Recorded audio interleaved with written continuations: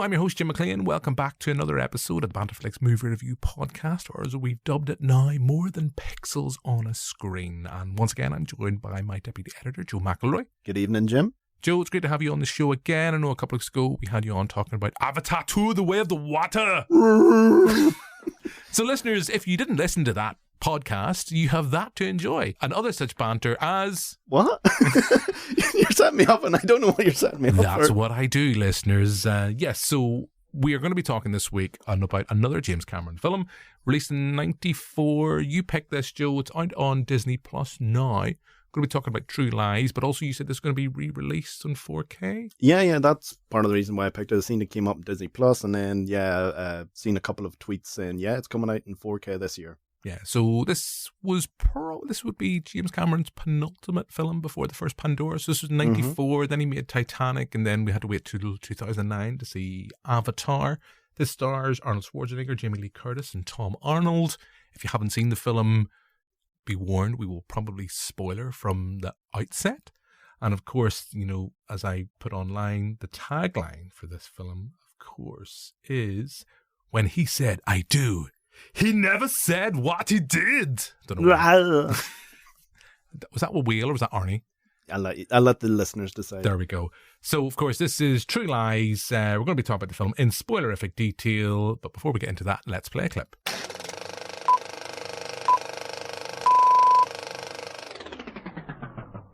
Wait, you got the wrong guy. My name's Simon. Look, just let me go. There's no need to kill me. I haven't seen your face. Don't you? No, I didn't see it. It's you. Hey, you still interested in that vet at all? Hey, Carlos, the game's over. Your career as an international terrorist has been well documented. No. Oh, yeah. No, I sell cars, that's all. Come on. I'm not a terrorist. I'm actually a complete coward. If I ever saw a gun, I'd... Oh, God, no. Please don't kill me. I'm not a spy. I'm nothing. I'm naval and... I have to lie to women to get laid. And I don't score much. I got a little dick. It's pathetic.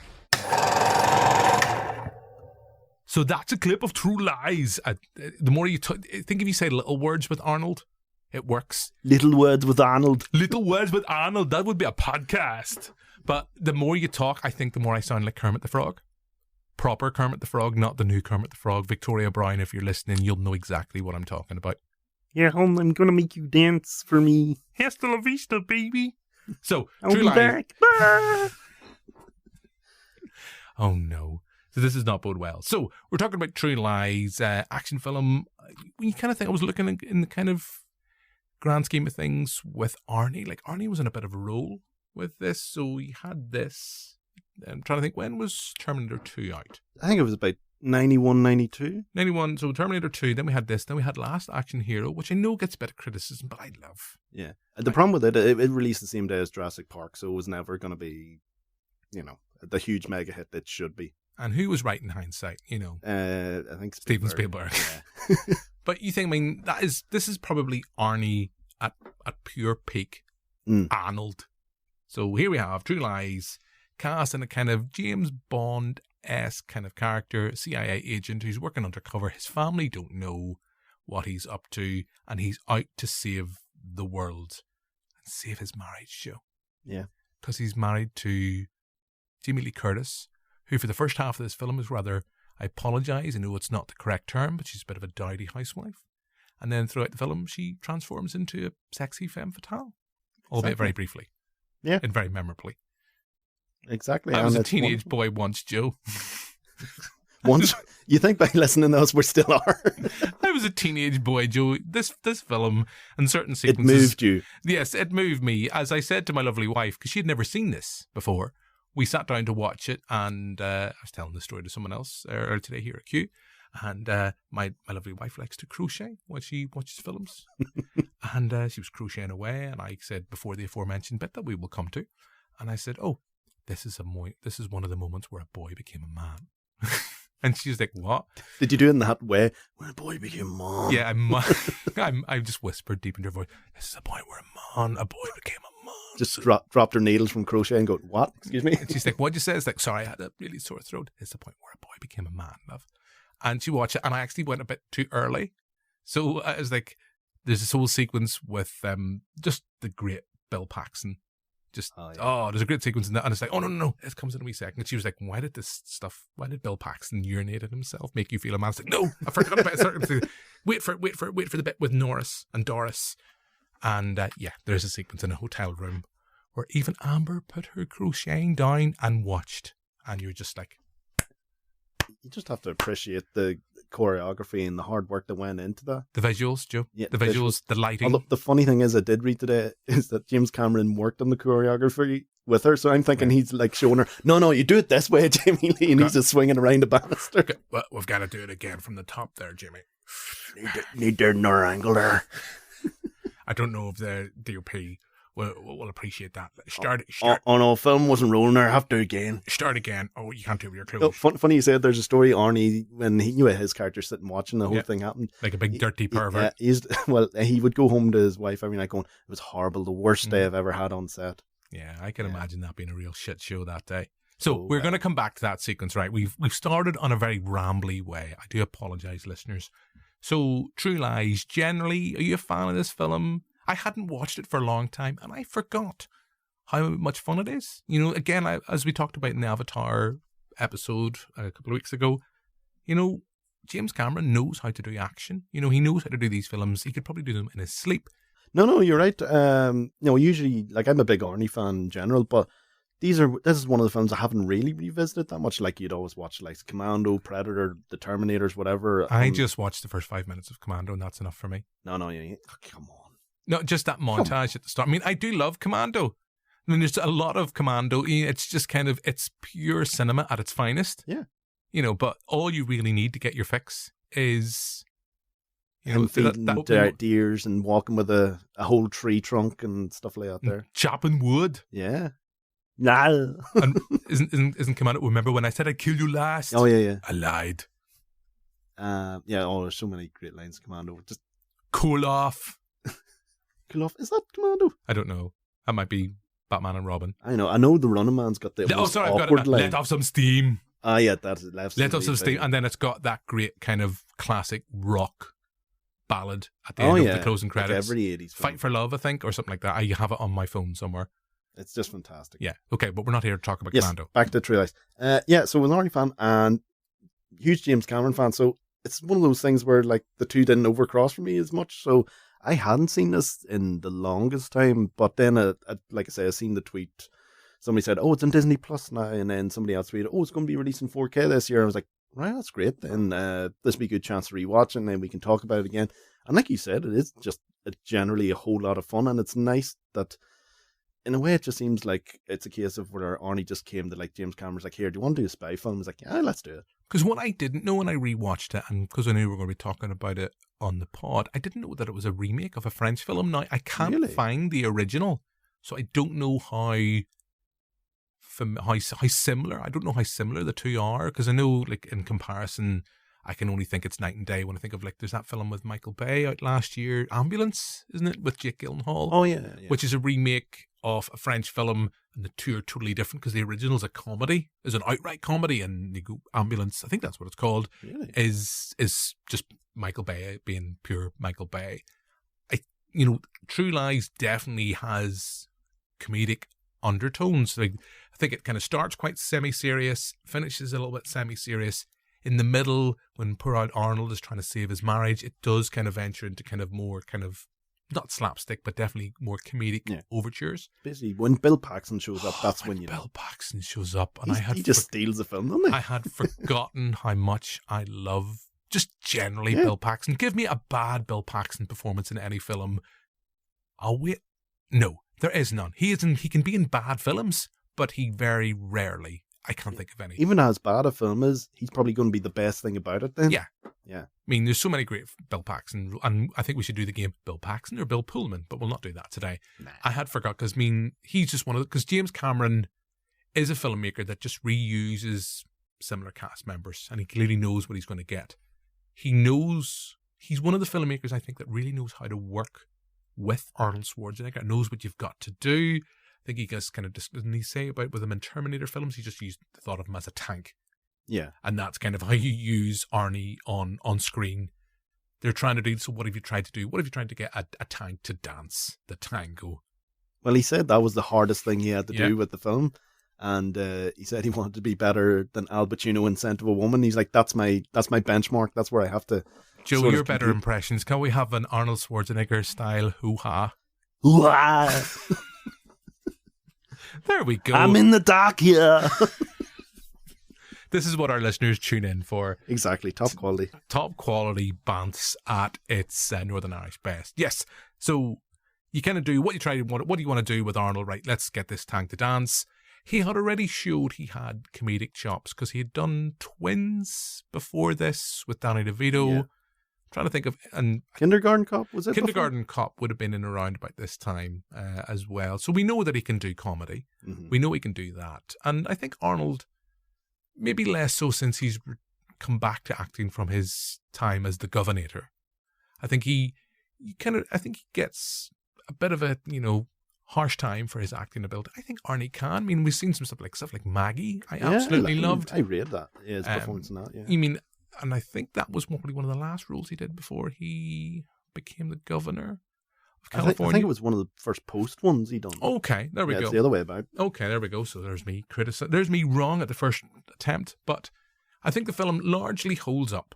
And I think, again, it's come back to that point because James Cameron does so much in camera. There's so many practical effects where he can do them.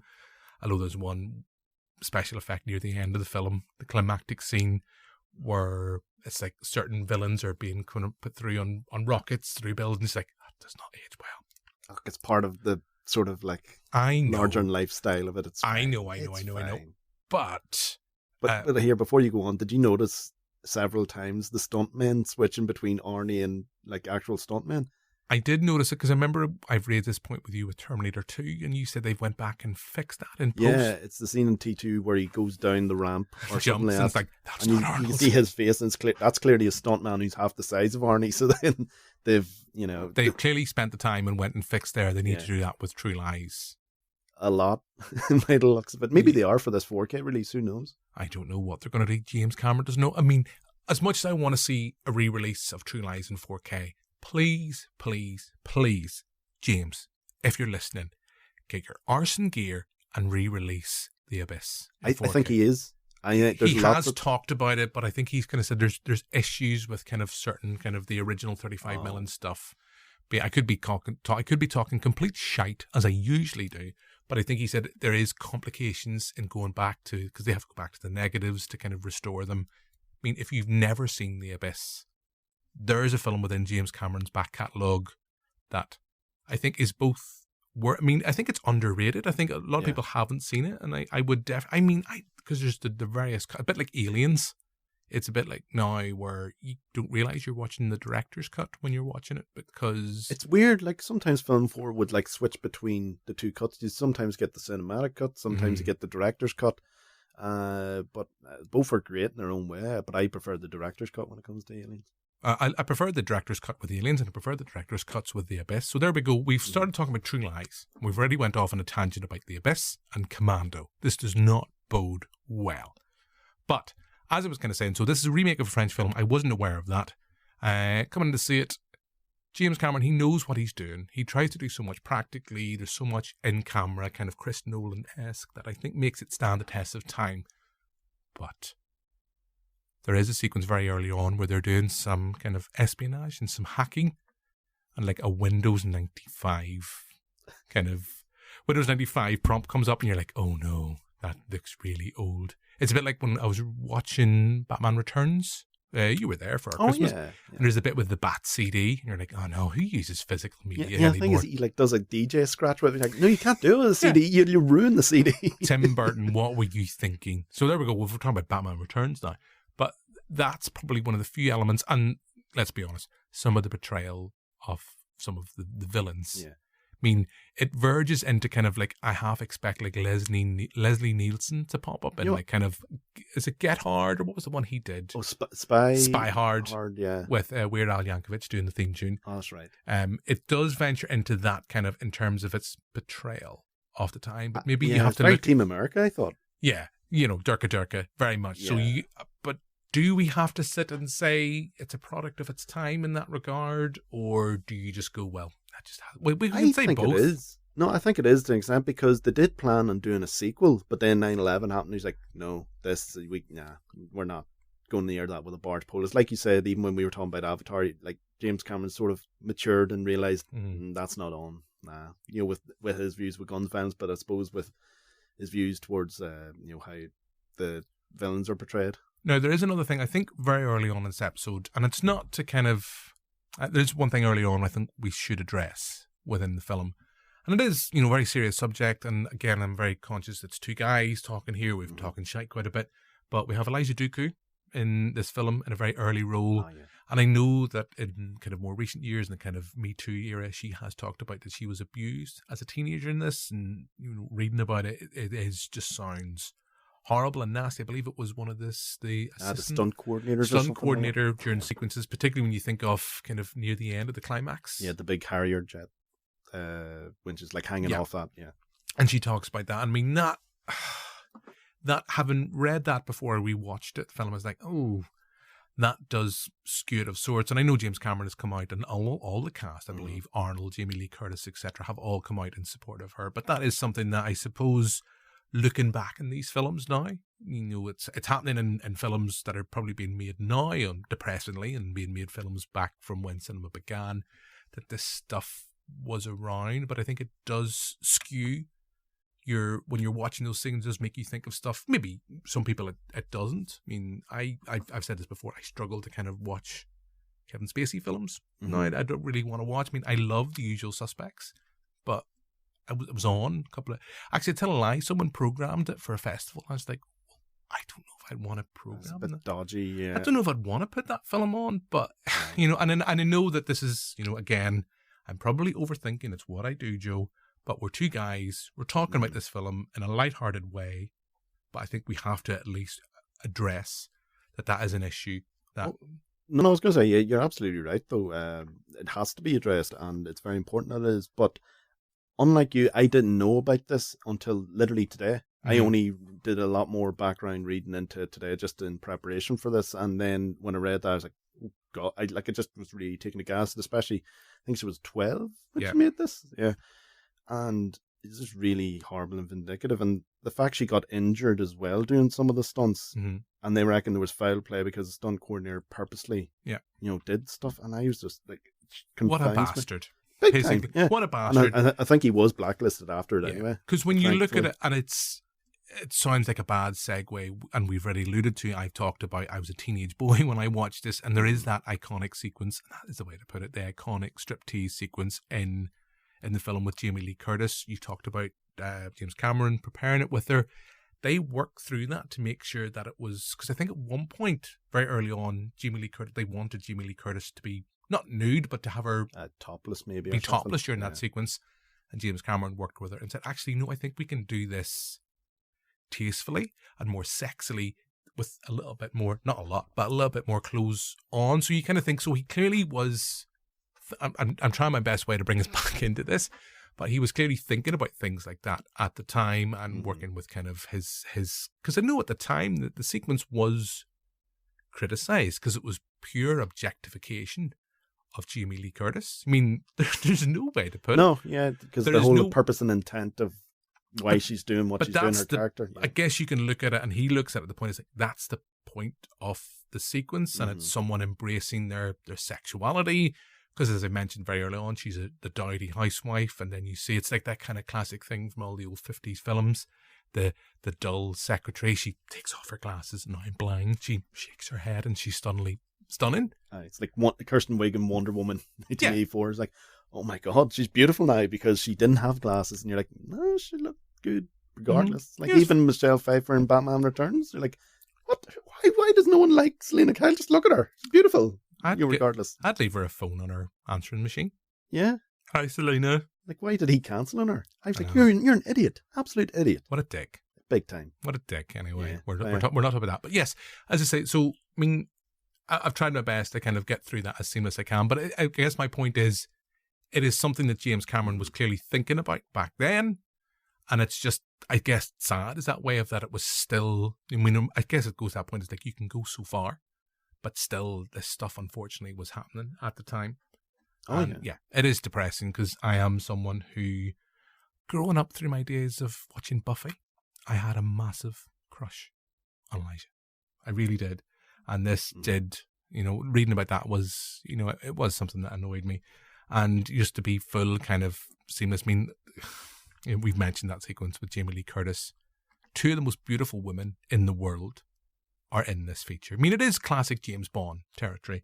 We have Jamie Lee Curtis, Halloween-esque fame, and we also have Tia Carrera. I think I'm going to get that right. Oh, yeah, I think that's her name. Who I just love from Wayne's World. Cassandra, Dreamweaver. Swing! Swing! And yeah, I mean, it's the classic Bond thing. We have stunning women, great set of special effects. So yeah, I mean, there's no way around it. I mean, that looking at it now in 2020, as much as we can look back at those sequences, the stuff that went on behind the set does throw a shadow. And I just felt, I know, as I say, I came back to it. We're two guys talking about the film.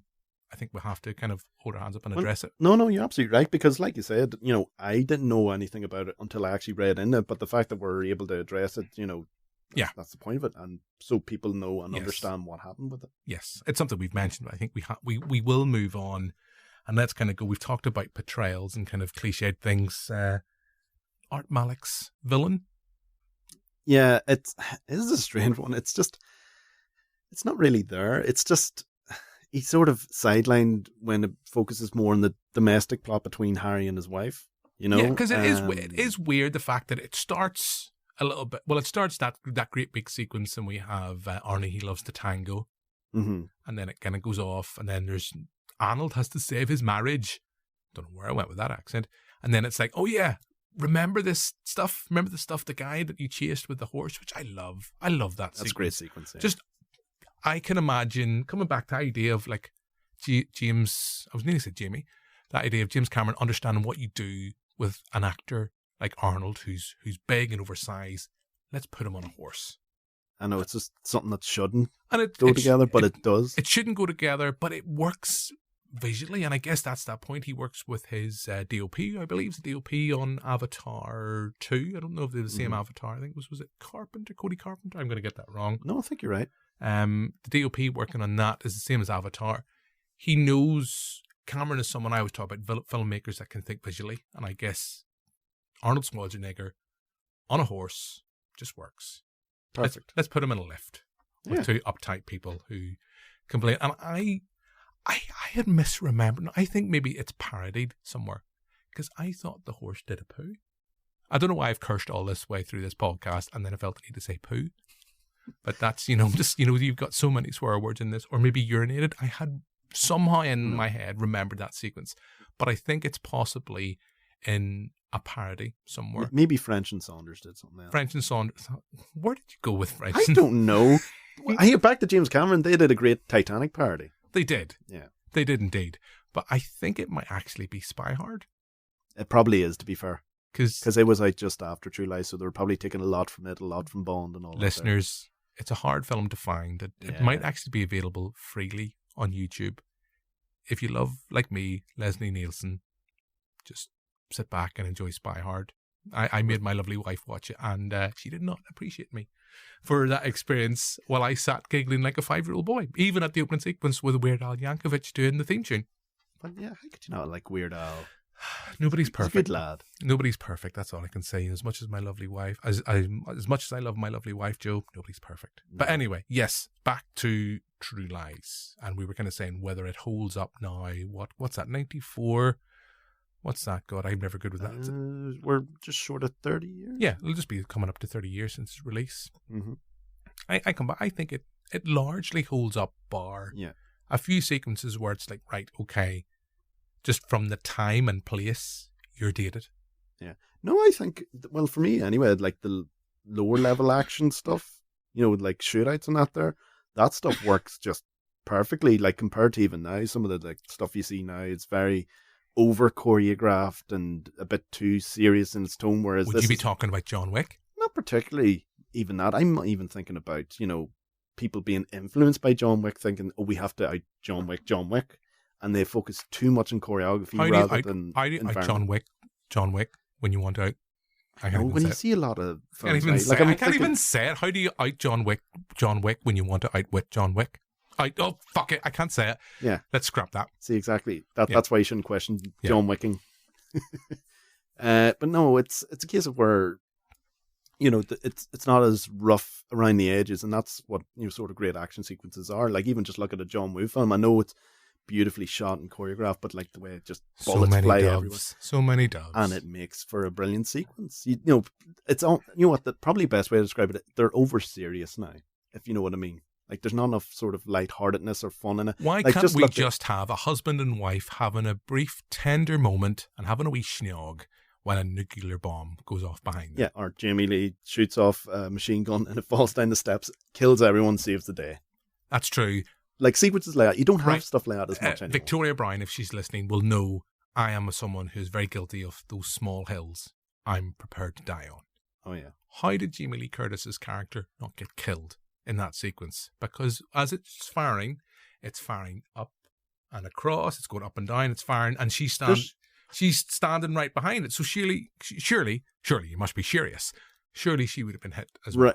The thing I thought she did, and you probably just proved me wrong there, I thought she dives like to the side. Yeah, she does eventually. Yeah, but initially, maybe it's just pure luck where the way the gun fires, it goes like it just shoots and spurt. It doesn't constantly just go bang, bang, bang, bang, bang. It's like ba-boom, ba-boom, ba-boom, ba-boom, ba-boom. So it could be pure luck and coincidence. But if you probably ask James Cameron that, he'd be like, who gives a shit? He's too busy thinking about kind of various Navi culture for Avatar 6 or 7, whatever one he's going to work 22. on. Yeah. Let's just go. Things like that, you kind of go, okay, yeah, it's like, I love that sequence at the time because I laughed. Yeah. But it's like kind of looking at it now as a supposed adult when I'm just 40 last year, you're like, yeah, she would have probably got killed in that. Yeah, but that's the power of Jamie Lee. See, that's what I mean. It's just in contrast to what you have now. That's why I appreciate it more. It's like, you don't get silly stuff like that anymore, really. Yeah. And you also get Artie on a horse. Yeah. Talking to a horse. What were you thinking? We could have made the jump. Because I actually wish he did try and make it. Because this is where I thought, I knew the horse stopped, but I'm like, in my head, I'm like, did Arnie try to jump? He did. Like, the motorbike just barely makes it. But then I'm probably getting that confused with, is it the Fall Guys? Or the other guys? Oh, the other guys. Aim for the bushes. Aim for the bushes. Well, that's how it would have went down. Yeah. And it would have been horrible seeing a poor horse just completely get crumpled on the pavement because Arnie just thought he could jump from one building to another. Arnie can. Well, he can, but not in the horse. Yeah. He's trying to make the horse do it. He's slowed him down. It's like, Arnie, get off the horse, take a run and jump, you'll be fine. Just do it. If Vin Diesel can do it, you can do it. Well, he could slingshot a car from one end of the cliff to another. Yeah. So, that's why he needs family to fling him across from one building to the other. And this is why he couldn't do it, because his family was in disarray. Exactly. If Arnie's family was all sorted, if he hadn't lied to them from the start. Jamie Lee Curtis could have slingshotted him across. No, he wouldn't have. He would have just jumped. He'd have the power of family. Oh, yeah. Just to jump in one leap. Yeah. That's what family does. Yeah, it's just with knowing that there is family. Mm-hmm. That's it, the power of family. Family is our fortress, Jim. Yeah. And of course, we've talked about Arnie, we've talked about Jamie Lee. I don't want to allow myself to spend this entire podcast talking about that striptease sequence, But we could. We could quite easily. I was talking to someone here at Q Radio where I work, where I read the news through the day. And I mentioned True Lies, mentioned we were podding about the film, and they were like, yeah, haven't seen that film in a long time. Jamie Lee Lo. You're like, yep. That's the effect that film had. It is probably the most memorable sequence of the film. The most memorable bit. And I was so firm in my belief that it was a mistake, is the sequence where she falls. So in that little bit in that number where, so when she's doing the number, she's being super sexy. She grabs the banister, or she grabs the post of the bed, and then she kind of lets go and falls. And it's just, we're talking about comedic gold. It is comedic gold. We've got from this moment, and I think it's that sense where, coming back to that point where we have this dowdy housewife. I hate using that term. That's probably how that role was written, and kind of it's for on the screenplay. she's embracing her sexuality. She's empowering herself. She's trying to, well, is she really? Because I suppose she is kind of being coerced into do this mission by her husband. She doesn't know is coercing her into do it because he wants to kind of save their marriage when all he really needs to do is, I'm a spy, you idiot. That's just any second, just looking to break that line out. Yeah, so basically, as I've tried to defend it, I've also then went back and went, yeah, it's all bullshit. You know, you don't really need that sequence at all. But it is a great sequence. But coming back to my point, that one moment in that scene just kind of completely humanizes. Maybe that's not the right way to put it, but just it's natural, it's funny. We see Arnie's kind of reaction. So apparently, from reading about the film and the prep for this, I do, believe it or not, listeners, I do prep for this pod. This is me prepped. This imagine how good I would be if I just came in, let's wing this, guys. Let's try and Mad Men this. It's like, what are we going to talk about this week? I don't know, fuck it, whatever we would say. But they had rehearsed it, and I think it might have been Jamie Lee Curtis's suggestion that they add in this little sequence, but they didn't tell Arnold. So that's why when you watch it from the camera behind, you see his reaction is genuine. He didn't know that was going to happen, so you see him kind of jumping up from his seat for a second, and then she kind of gets up and carries on. But yeah, I don't know where else we can go with that. No, I was just letting you go. I was like, is this going somewhere? Where do we go? Are you just thinking about the sequence? No. Boys will be boys. We're modern men, but, you know, we're still boys deep down. Oh, yeah. I can't help it. You know, Victoria Brown pulled me aside at our recent screening of Dracula last year, and she told me off for talking for at least 10-15 minutes about that sequence with Sadie Frost.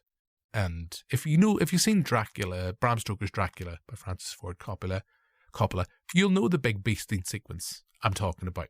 But these are the things that leave imprints on my head. And it's because I was a teenage boy at some point. I'm sure teenage girls were the exact same. Yeah, maybe in their own respective way. Victoria Brown has talked about how she had crushes for Disney characters when she was younger. And I was like, what's good? Whoa, hang on. Like the cartoon characters? Yeah. Oh, that's a bit dodgy. Huh? Jessica Rabbit. See, this is the thing that it's just the caramel bunny. But Joe, this is the thing that reassures me with this podcast. Boys and girls are just as mucky. It's like that we're no different. We're just as creepy. Girls can be just as creepy as boys. And we're just horrible, filthy. We're just a horrible species who objectify cartoons, and I get rather hung up on Jamie Lee Curtis doing a striptease.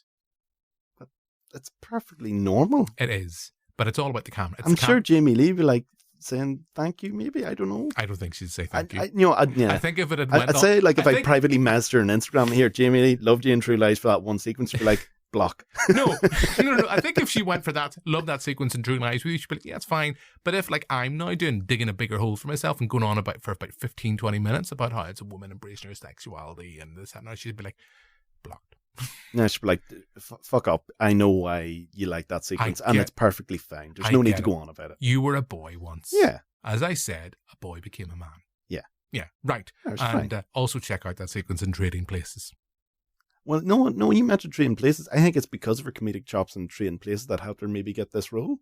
Could be. Yeah.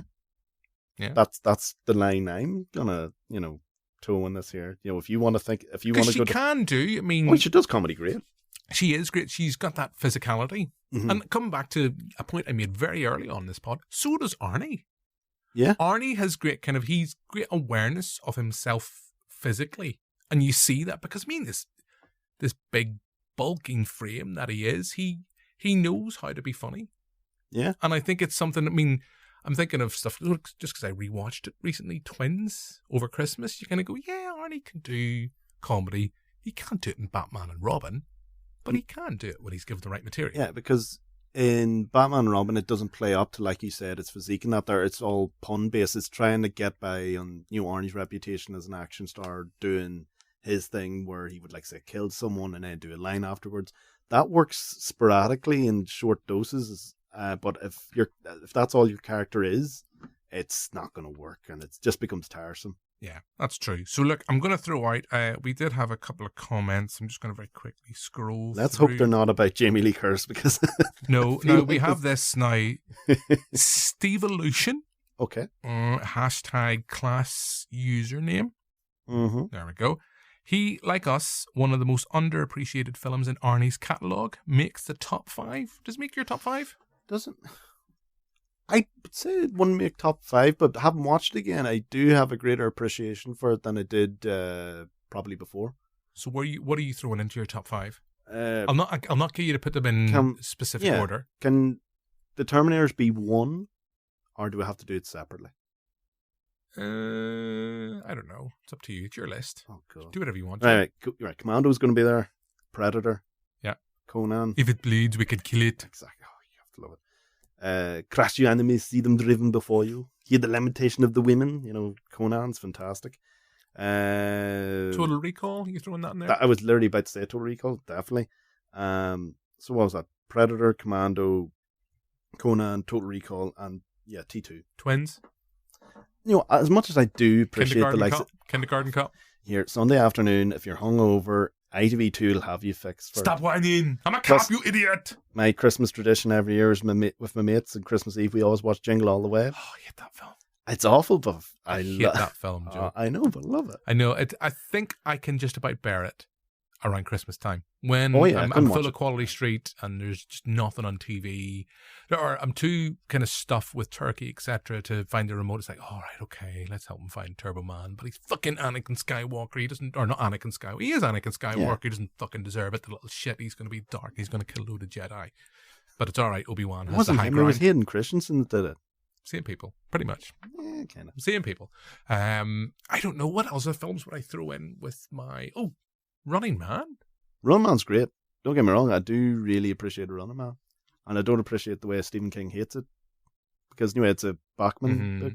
He's like, "Oh, it's stupid. It's Arnold." I was like, "Yeah, no, but it's fun." But I think wasn't it where they?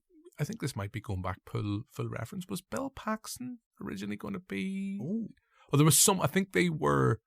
I think I read somewhere they were going to do a very different version of the Running Man, and then they were like, actually, no, we've just got Arnold, and you're like, oh, you're making that film? Okay. Because, it's a bit like Total Recall in the way, like the source material, it's an everyday man, but then obviously Total Recall, he's just there with a jackhammer, just practically topless. Because you can't do, I mean, they've tried that more recently with Arnie. Well, I say more recently in some of his later films, like, what is it, Collateral? Where they tried to sell him as... Collateral Damage, where they tried to sell him as the everyman who's going out for revenge, and it doesn't work. That's why it gets at it. Like, James Cameron knows what to do with Arnold. Yeah, so even look at Raw Deal in the 80s. He's supposed to be just like a sheriff in a small town in America. You're like, I don't buy that. Like, don't get me wrong, it's a fun film, but you're like, I don't buy that for a second. Yeah. So have we got into your... I'm trying to think of other Arnie films we could throw into your top. Listeners, just email in. Red Heat's pretty good. There's a film I haven't seen in a long, long time. Yeah, no, that is actually quite good. Walter Hill, I think, did it. Yeah. But it's because he's a big lumbering Russian. So his Russian accent isn't great, but it's the 80s and they're like, it's foreign accent, it's all the same. One of them ones. Yeah. He's not them from attitudes. Here. Aye. Expendables? He's not really in it enough and it's almost too kitsch, but I actually think, I know we're missing one. I have a feeling we're missing one. Listeners, what film are we missing that's really glaringly obvious with Arnie's back catalogue? Yeah. Last Action Hero was one Last Action Hero. Last Action Hero. I've mentioned this earlier. Actually, take out Conan, put in Last Action Hero. I love it that much. I just love... The thing that makes me love Last Action Hero is just the whole thing with Arnie and Sylvester. And they have, isn't it? And they have Sylvester as the Terminator. I think that's just a little bit of genius. The best bit is the way John McTiernan realised, I'm going to shoot a sequence of Hamlet with Arnie as Hamlet. Yeah. That's just gold. Like, the rest of the film could be absolutely terrible, and it's not, don't get me wrong, but that one sequence alone, I would have paid, for a ticket. I'd be like, yep, I'm going to see it just to see Arnie play Hamlet for 2 or 3 minutes. I haven't seen Last Action Hero in a long time, and it just makes me want to say, because isn't it Charles Dance is the villain? Yeah. I was going to say as well, it's an anniversary year. I think we should do a screening. Just saying, put it out in the universe. I will throw this as well. Yeah, I'm up for that. I will say a film, if you are an Arnold fan, and we got sent this film to review many years ago. Well, what's this? 2017 to review for the TV show Killing Gunter. Have you ever seen that? Had the misfortune to watch Killing Gunter? Arnold features prominently in the trailer, the poster, and he's in the film for all of like a second.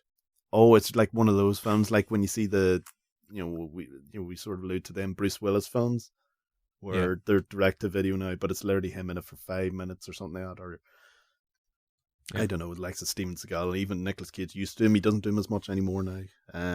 Or John Travolta. I'm gonna guess Junior doesn't make your list. Nah, it's a bit too weird. Like Twins, you can accept. Junior, like Baby with Arnie's face in it, that's just no. Yeah, I don't think. But I think we've covered Red Sonja, have you mentioned? Hercules in New York. Yeah, so I think it's on Amazon Prime. Give it a go. Yeah, I think that's. I mean, so yeah, we've got a. I think True Lies would just about creep in for me. Okay. In the top 5. I forgot how much fun it is. It's 2 hours 20 minutes, and I didn't. No, you don't find. I didn't find the runtime. I didn't find it long in any way. I do think it is a film that is weird. I mean, it has a start and has a middle and an end, and they're almost like 3 little sequences in their own right. And then, of course, we have the perfect little bit of casting of Charlton Heston. Just a great bit of casting. I'd forgotten about the eye patch as well. It's like going, that's just genius. I think that was just him trying to do a nod to Nick Fury or something like that. Yeah, because that was before we got Samuel L. Jackson just making the role his own. And Tom Arnold. We haven't really, we're going to wrap things up, but Tom Arnold, he's all right. I think there's a great chemistry, and I think that's one thing I remember. I read that him and sorry, I'm getting quite nasally.